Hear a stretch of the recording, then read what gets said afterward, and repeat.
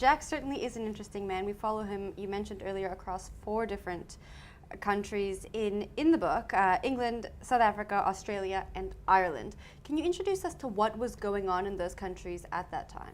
Right. Well, I think one of the broader things in answer to your response is you have to stand back and imagine the world where there's an industrial revolution occurring in the northern hemisphere. And lots of poverty-stricken or unskilled people feel locked into England, and that there are not real possibilities to improve themselves socially, educationally, and most importantly, of course, financially. And then the British Empire is expanding in the southern hemisphere. So marginal people try to get out of the big metropolitan areas and get themselves into New Zealand, Australia, and South Africa, where there's a demand for labor, and there's a demand for skilled labor or semi-skilled labor, and it's in the age of the steamship. So you could move across vast different distances at a relatively easy price. But these poor Irish, like Jack McLaughlin, didn't even have the money for a steamship passage. So what did they do? They enlisted in the army or the navy, and then the government, the state, moved you to the colonial outposts. And once you were in the outpost, and they discover minerals, like in the South African case, diamonds or gold, you can then desert from the army and go and find yourself employment. Wow. Did you feel like you were reliving Jack's life a little bit when you were writing this book? In the sense that all researchers, as you don't, to go back to your very sharp first question, in my case I knew the end product, but you're trying to work out what happens from the moment he's born until the moment he dies. And as you go along, you're saying, geez, he's gone there. That's a new experience. Why there? How come he's in Australia? Who's influencing? In that sense, yes, all biographers relive the life of the subject. This is going to sound a little bit crazy, but do you ever hear him speaking in your head to you about where you should look next, what you should do next, and what you should write next? Not before drinks time in the evening. I know I don't often hear him speaking to me.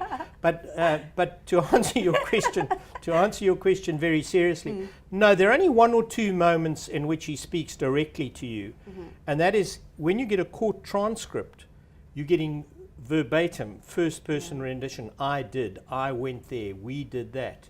And at those moments, the voice does come through with great clarity to you. And as a historian, it's a magic moment because the subject of your inquiry is actually talking directly to you. Yeah. But for the rest, you often have to work it out from documents or imagine what happened or read off a newspaper report if you believe newspapers. Well, I hope that you believe newspapers, just at least for the next 10 or 15 minutes, and then you can go back to believing whatever you wish. Thank you. Now, in the book, Jack shoots and kills 2 people in Johannesburg. Correct. Now, without giving too much away, because we want all of our wonderful readers to go out and buy your book, tell us about the plots around these. What can we expect? Okay. Well, I think the first thing is to frame it for you by saying this isn't an ordinary murder at all, Jennifer. This is a man, he's Irish, and without giving away too much, he kills an English police informer.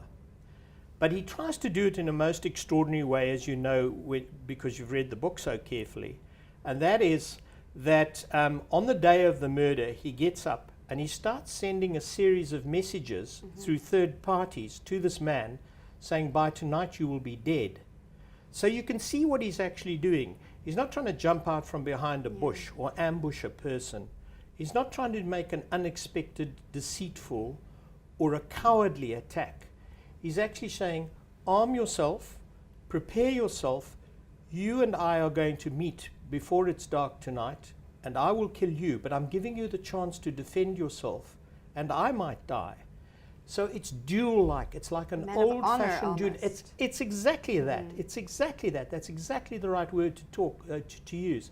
He's working within a code of masculinity. He's working within a code of conduct, and he's saying, I will not be cowardly. Yeah.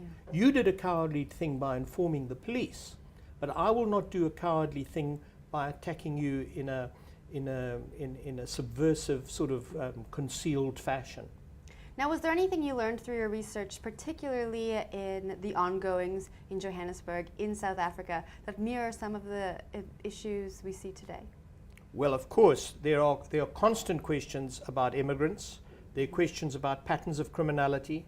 There are questions about, geez, I don't know how this could possibly link with modern South Africa, about the competence of the police, about the nature of the prosecutorial authorities, prosecutorial authorities. So no, there are a whole series of questions that are enduring. To be really serious about your response, in all societies at different moments, the law enforcement agencies are stronger or weaker.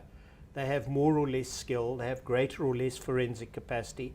So yes, I think you can read the history book, and if you're interested in asking questions about societies and states and governments and how they work, these are enduring questions, which is exactly why you put it to me.